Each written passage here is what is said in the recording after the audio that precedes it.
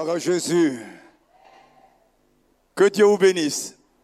C'est pour moi une très grande joie de participer à ce culte. Que Dieu vous bénisse et que sa grâce repose sur nous. Est-ce que quelqu'un peut dire Amen? Jean chapitre 19, verset 30. Le thème de notre prédication, de notre méditation ce matin, c'est « Tout est accompli ». Dis à ton voisin « Tout est accompli ». Jean chapitre 19. Quand Jésus eut pris le vinaigre, il dit « Tout est accompli ». Et il baissant la tête, il rendit l'esprit. Que Dieu bénisse sa parole. Veuillez s'il vous plaît vous asseoir. La croix de Jésus est souvent assimilée à un symbole de défaite.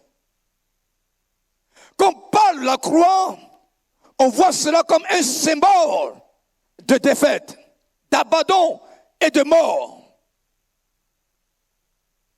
Toutefois, il est essentiel de voir en la croix une autre dimension. Dis avec moi, une autre dimension. La croix a une autre dimension où la croix nous confère une autre dimension. On peut voir la croix comme un lieu de souffrance et de mort. Parce que, en effet, la crucifixion était un châtiment réservé aux bandits. Et nous retrouvons d'ailleurs ailleurs le symbole de la croix dans les cimetières. Vous pouvez voir dans les cimetières à Williamsville et partout, vous allez voir la croix. Au chevet des malades.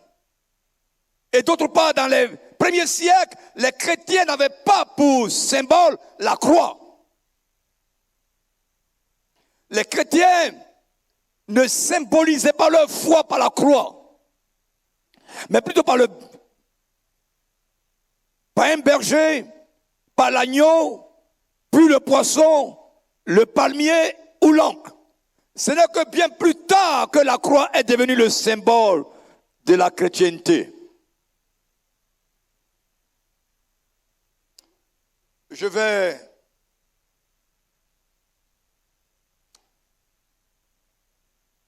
La croix de Jésus,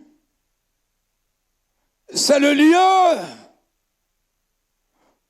où le diable et ses démons ont été vaincus. Amen.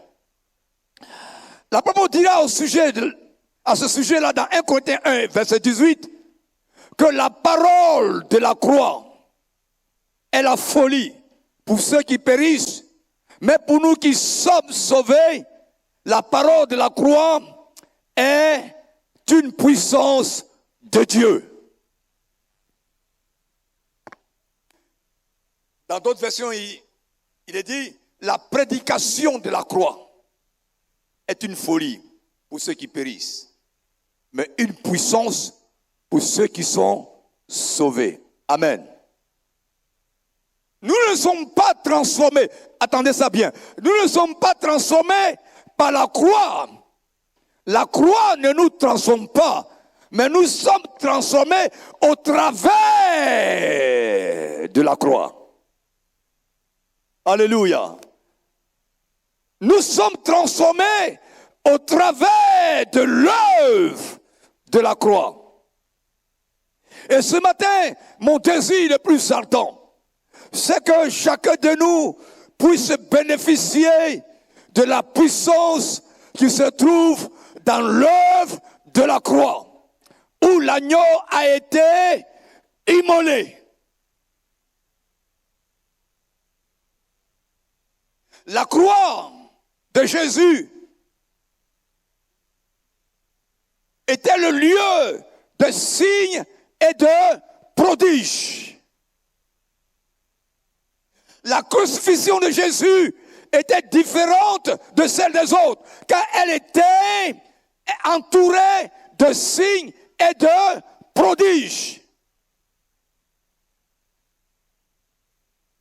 Un signe n'est pas seulement un miracle, mais un phénomène remarquable. Une manifestation de la présence de Dieu.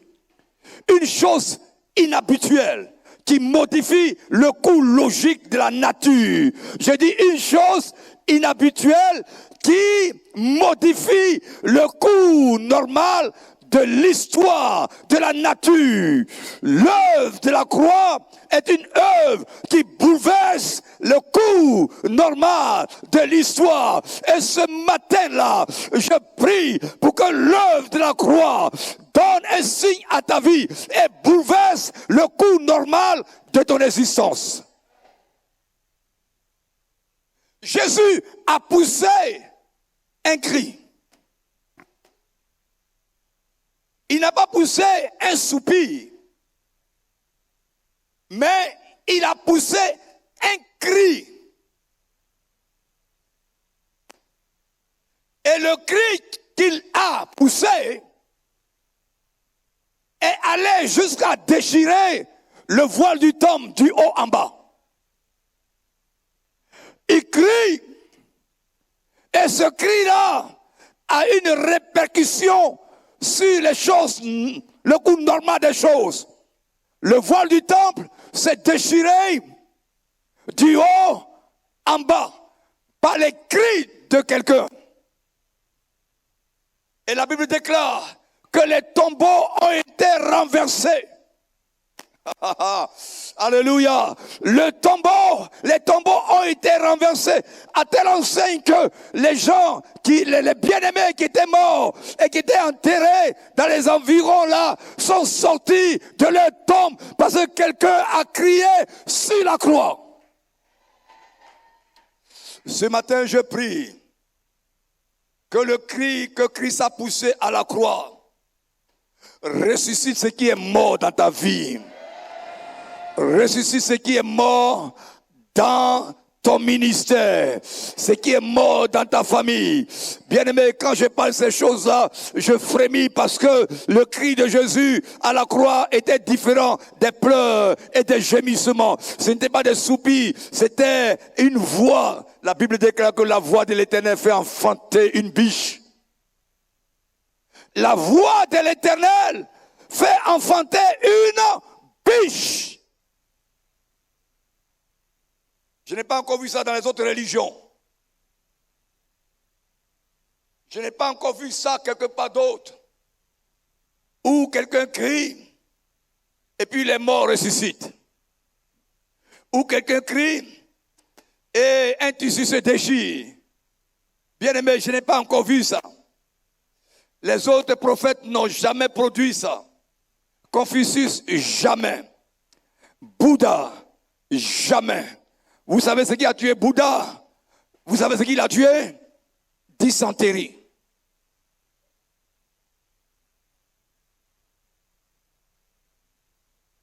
Dysenterie a tué quelqu'un.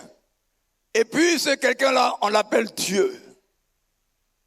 Le nôtre, même la croix ne l'a pas retenu. Alléluia. Même la tombe ne l'a pas retenu. Aucune maladie n'a triomphé de lui. Personne n'a triomphé de lui. Il vit par lui-même. Il a créé toutes choses par son esprit. Il est souverain. Il est au-dessus de tout ce qui peut se nommer maladie et handicap.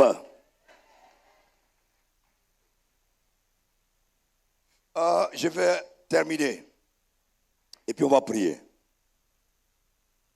Je vous ai dit que je n'allais pas terminer tôt, mais je vais terminer rapidement.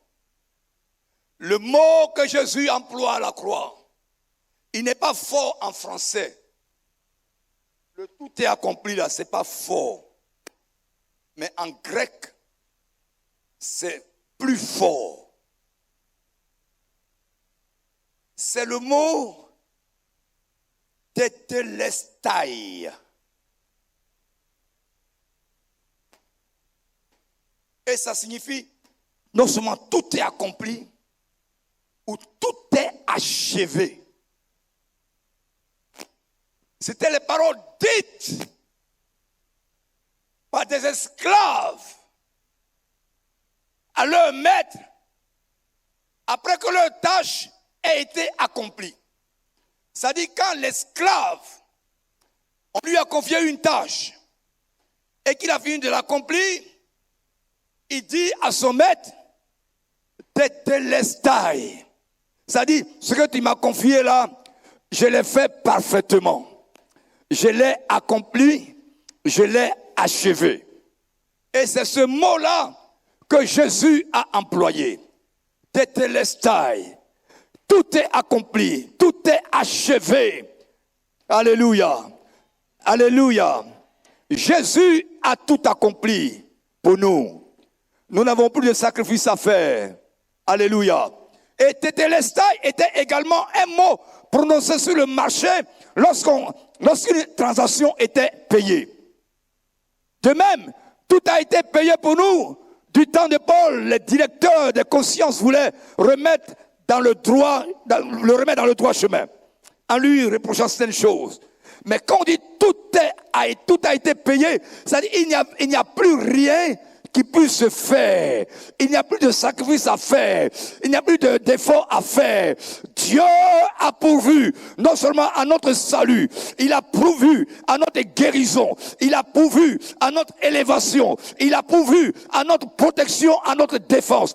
Tout est accompli. Aucun sorcier ne peut me maintenir au bas de l'échelle. Ce que Dieu a décidé pour moi va s'accomplir. Alléluia. L'œuvre que le Père m'a donnée est achevée, dit Jésus. Jean 17, verset 4. Tetelestai, l'agneau parfait a été trouvé. Genèse 22, verset 7 à 8. Jean 1, verset 29. Et la dette a été payée. Ce que je devais au diable a été payé. Ce que mes parents devaient au diable a été payé. Quelqu'un m'attend ce matin? Même si mon papa avait trafiqué avec le monde des ténèbres et que le diable pouvait avoir une réclamation sur ma vie, ce matin, je lui déclare en face, du haut de cette chair, et arrêté dans le sang de l'agneau, que la dette a été parfaitement payée. Quelqu'un m'attend ce matin? La dette a été complètement et parfaitement payée. Le vendredi dernier, on était à une veillée. C'était quand il y a le premier, non, le 2, c'est ça? Le 2? Non, le premier. Le premier, on était à une veillée. À Fekese. L'église a refusé du monde. Et on a prié de 21h jusqu'à 6h30 du matin. Et il y a un monsieur ici, si vous êtes trompé, au lieu de donner le micro, à 22h, c'est mort. Vous allez aller jusqu'à 6h du matin. Et le bulldozer a commencé à bousculer les gens. Et tellement il y avait du monde, il n'y avait pas de place à la cour de l'église, donc les gens ont garé dehors. Et vers les 4h du matin, alors qu'on était en train de prier pour les malades, j'ai vu un couple sortir de l'église. La femme avait atrocement mal. Et je la voyais, son mari la supportait comme ça. Et ils sont allés dans leur voiture dehors. Pas dans la cour de l'église, mais dehors. Et elle s'est couchée dans la voiture. Et Yakis, l'homme de Dieu, était en train de conduire les temps de prière. Et nous, on était en plein feu. Parce que nous, les gens de Ekabo, quand on arrive quelque part, on dit feu. On dit feu, feu. Les gens demandent, mais c'est quel feu? On dit, attendez, vous allez voir. On dit feu. Quand nous, on n'a pas dit feu, c'est comme, on n'est pas encore bien. C'est que le moteur n'est pas encore bien chauffé. Donc on a commencé à crier feu, feu. Et la soeur, elle est dans la voiture avec son mari parce qu'ils veulent aller à la maison pour aller à l'hôpital parce qu'elle ne peut pas se redresser. Et d'après son témoignage avec son mari qui m'ont donné le samedi, elle a senti que ils ont senti que quelqu'un est rentré dans la voiture. Ils n'ont pas vu la personne. Quelqu'un va rentrer dans ta maison sans que tu le vois. Ce n'est pas un voleur, mais un homme normal. C'est-à-dire un homme qui va venir, il va rentrer dans ta maison, il va toucher ta maison, tout ce qui est malédiction va sortir de là. Quelqu'un n'a pas dit amen ce matin. Et la personne a mis la main sur son ventre et sur, comment on appelle ça? Ses reins, c'est ça? Sa hanche. Et la douleur s'est calmée instantanément. Donc, la douleur, pour eux, c'est la douleur qui est passée. Donc, ils vont à la maison vers les 6 heures et ils vont à l'hôpital à 8 heures. Et arrivé à l'hôpital, son mari est médecin. Ils vont faire les radios, parce qu'ils avaient déjà une radio et on a déclaré que c'était une hernie discale. Ils vont faire la radio, non seulement la douleur avait disparu, mais il n'y a plus d'hernie discale. Le prix a été payé à la croix. Le Dieu Tout-Puissant a envoyé son ange puissant, comme nous avons le dit ici à Ekabod, l'ange le plus rapide pour venir toucher sa servante, et Dieu a opéré le miracle. Alléluia. Le prix a été payé pour le pardon de mes péchés et de mes iniquités. Le prix a été payé. Tout est accompli. Tout est définitivement accompli. Quelqu'un m'attend? Le dimanche passé, j'étais à Bonoumen, dans une assemblée. Avant que je n'arrive là-bas, un dimanche avant, j'étais là-bas pour voir un peu l'esprit qui règne là-bas. Parce que vous savez, nous, on a des difficultés. Nous, quelquefois, tu prêches, tu as besoin que les gens puissent aussi t'aimer un peu. Tout le monde a besoin d'amour, n'est-ce pas? Mais nous, le travail que Dieu nous a demandé de faire là, bon, c'est un peu compliqué. Quelquefois, il y en a qui t'aiment, quelquefois, il y a beaucoup qui ne t'aiment pas. Mais on ne peut pas faire autrement. On va faire. Donc, ils allaient voir un peu si ils sont habitués un peu à notre genre de ministère ici à Ekabod. Ils allaient vérifier un peu.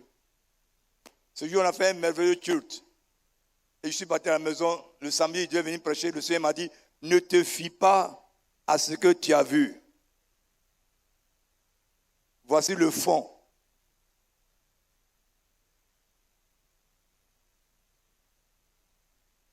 Et puis on est parti prêcher. Quand on est allé prêcher, et alors qu'on nous a donné le micro pour prêcher, alors que nous sommes en train de prêcher, le monsieur a ouvert un peu nos yeux pour voir. Et alors on voit. Quand on te dit tu es un aveugle, on dit vois, donc tu vois. Et Dieu me montre une situation. Et je dis à l'homme de Dieu, il y a une telle situation qui se passe dans telle famille. Il dit au bout, tu les connaissais avant? Il dit non, je n'ai pas l'habitude de venir dans ton église quand même. Donc on appelle la famille. Vous le connaissez? Non. Vous n'avez pas eu une fois? Non. Non. Et puis le Seigneur a commencé à agir. Parce que la chose la plus difficile avec moi, c'est que tu ne peux pas me dire, je n'ai pas dit ce que moi j'ai entendu et ce que Dieu m'a montré. Il n'y a pas un homme sur la terre qui va me dire ça. Quand je suis convaincu que c'est Dieu qui a parlé, que Dieu m'a révélé quelque chose, il n'y a pas quelqu'un sur la terre, même avec un couteau à ma gorge, je vais dire ce que Dieu m'a dit de dire. Alors je dis aux frères, tu as une facture de 80 millions que les gens là ont bloqué. C'est pas vrai. Ça fait 2 ans et demi. Il dit, l'homme de Dieu parle. Prophesy. Quand c'est comme ça, ils disent prophesy. Parce que là, leurs intérêts sont menacés. Mais quand tu vas prophétiser, il va disparaître comme les 9 lépreux. Et j'ai dit, Dieu me dit que mardi prochain, avant que la journée ne finisse, tu vas danser sans musique. Tu vas danser comme ça. Mardi, à 17h, précisément, on va le bigot comme ça. Puis il prend son lait.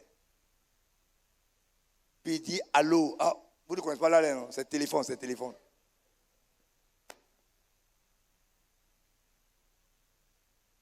On dit bon, mercredi à telle heure, passe au bureau, ton chèque est prêt. On n'a pas donné demi, hein, on a donné ces 80 millions. Ça là, tu vas dire quoi? Oh, tu vas dire quoi? C'est pas magie. Parce que tout a été payé. Tout est accompli. À la croix, Jésus a crié. Le voile est déchiré. Les morts sont ressuscités. Il y a quoi de plus difficile à faire? Donner un chèque et un mort va ressusciter. Ton beau est cassé. Je déclare ce matin que quel que soit l'endroit où l'on a placé ce qui t'appartient, ils n'ont qu'à mettre béton armé dessus. Le Dieu de gloire et de puissance. Yes. J'ai dit ton dossier, même s'ils ont mis ça dans béton, le béton là va devenir de l'eau parce que le Seigneur a parlé. Si sa voix a déchiré le voile, ce n'est pas béton que sa voix ne peut pas casser. Alléluia. C'est dans cette optique que je suis. Tout est accompli. Donc je n'ai pas peur. Je ne crains pas. Parce que Jésus a payé tout pour moi. Pour ma guérison. Bien-aimé, je marche, non? Je marche. J'étais en train de sauter pour monter ici. Je ne peux pas le faire en février dernier quand j'étais là pour faire... C'est l'homme en blanc, notre frère le protocole, qui venait me prendre par la main pour me faire descendre. Aujourd'hui, il n'est pas besoin qu'on me prenne par la main. C'est moi qui prends les gens par la main. Et j'ai dit, Dieu va faire la même chose qu'il a faite pour moi, pour toi, Amen. pour ta famille. Amen. Dieu va le faire. Il va le faire. Parce que sa voix déchire le voile et casse les tombeaux. Alors, quel que soit le tombeau dans lequel on t'a mis, ce matin-là, la voix de Dieu vient briser cela. Alléluia. Et pour finir, hier, samedi, il y a des jeunes gens qui sont venus me voir. Ils ont dit, papa, on vient te voir parce qu'on veut passer un temps d'adoration avec toi. Des jeunes gens. Ils sont venus et avec un piano. Et on a commencé à adorer le Seigneur. Et on a passé 2 heures de temps dans l'adoration, en train de magnifier le Seigneur. Et ils sont rentrés. Quand ils sont rentrés, je les accompagne dans le parking. Et dans le parking, là, il y a mon voisin qui passe dans le parking. Et arrivé à mon niveau, le voisin s'affaisse, il tombe. Le voisin ne respire pas. Ah, la vie ne vaut rien. Bien-aimés, quand nous vivons, disons merci au Seigneur. Parce que Dieu peut nous prendre la vie, c'est-à-dire d'un instant à l'autre. C'est pour cela que quand nous avons beaucoup de biens, comme l'a dit l'homme de Dieu tout à l'heure, servons le Seigneur avec. Car c'est un malfrat qui va venir après, prendre l'argent pour aller dilapider. Il ne sait pas comment tu as fait pour souffrir, pour avoir ça. Donc, tant que tu es vivant et que Dieu te donne les petits moyens, sers le Seigneur avec. Donne ton cœur dans le service de Dieu. Bien-aimé, je n'ai pas encore vu un corbillard qui est accompagné par une voiture de déménagement pour aller au cimetière. Je n'ai pas encore vu une voiture de déménagement accompagner un corbillard au cimetière.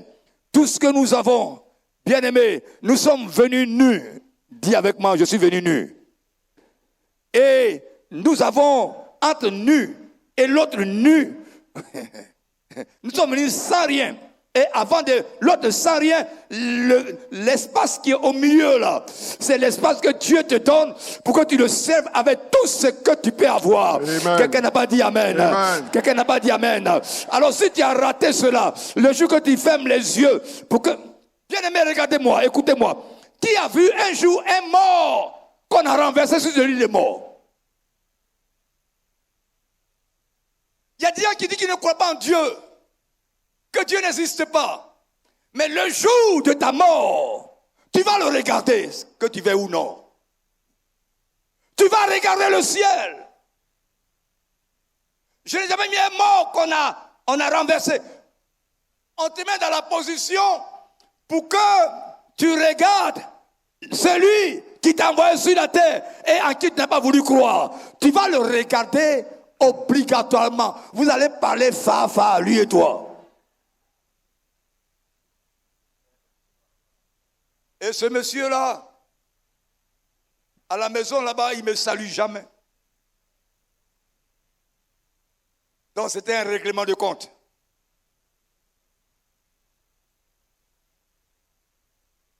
Il dit aux gens, lui, c'est pas où moi je travaille. Et puis c'est moi qui roule les grosses voitures. Il dit, moi je suis pasteur. Et puis c'est les pasteurs, nous on prend l'un des chrétiens. Et puis je vais rouler une grosse voiture ici. Quand tu ne connais pas l'histoire de quelqu'un, il faut fermer ta bouche. Quand moi je n'avais même pas $500 pour payer une voiture aux États-Unis dans glace, moins 30 degrés de froid, et mes enfants marchent sur. Toi tu connais mon histoire.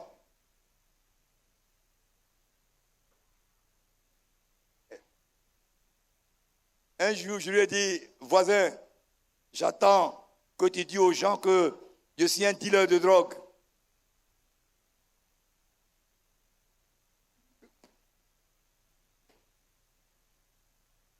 Que je ne sais même pas ce que ça veut dire.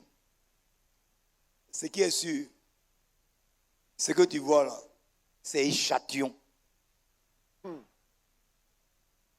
Faut dire à ton voisin, c'est échantillon. Échantillon.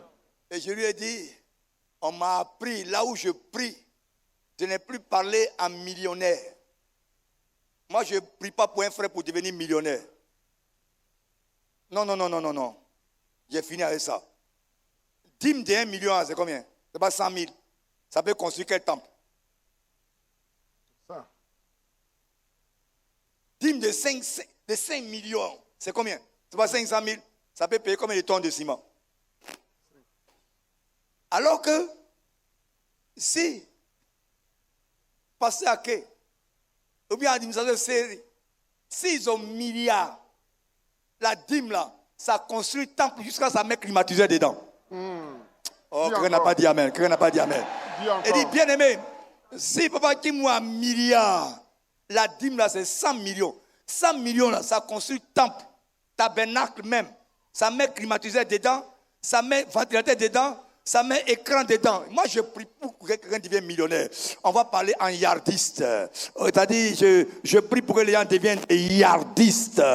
Ils deviennent des milliardaires. Quelqu'un n'a pas dit amen. Et amen. Dieu est capable de faire ça. Dieu est capable de faire ça. Dieu est capable de l'enfant de pauvre que tu étais.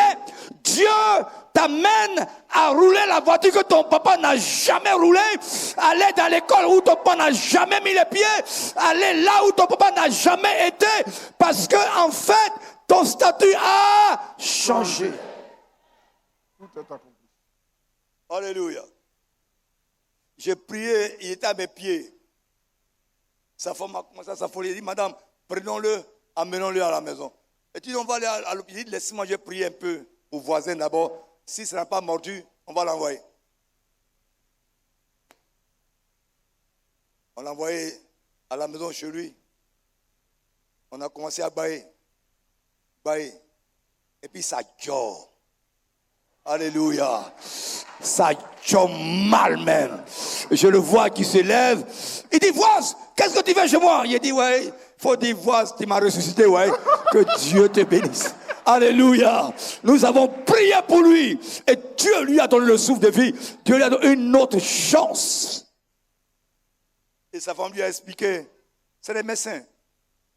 Chérie, tu étais parti, hein. Faut dire merci à voisin. Et nous disons merci au Seigneur. Le soir, ils sont venus à la maison.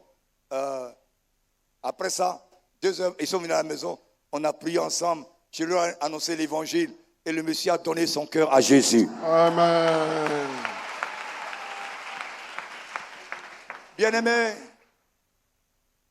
Tétélestai, tout a été accompli. Tout est accompli aujourd'hui. Tout a été accompli dans le passé. Tout est accompli dans le futur. Tout est accompli.